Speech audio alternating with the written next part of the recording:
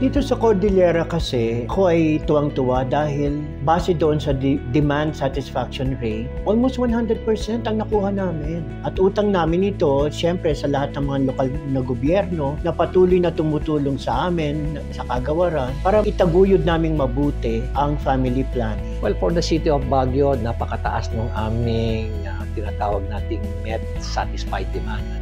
Ang national target is 67.2. Ang Baguio City is nasa 67.6.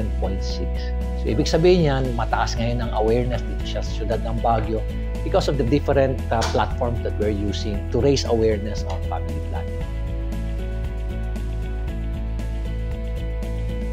Number 1, kalusugan. If you're practicing family planning, yung kalusugan ng isang babae ay na-maintain. Number 2, relationships. Relasyon ng bawat pamilya.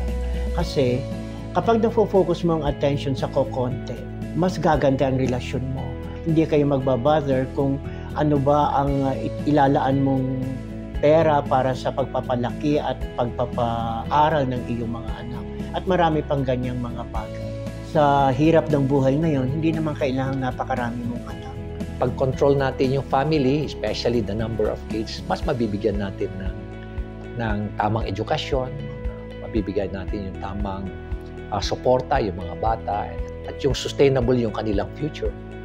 Mahirap kung sobrang dami, hindi naman natin kayang sustentuhan. Family planning practically ensures that the family is well taken care of. Kailangan talagang makontrol natin yung population growth. At makakalaking tulong itong family planning and itong programa na vasectomy.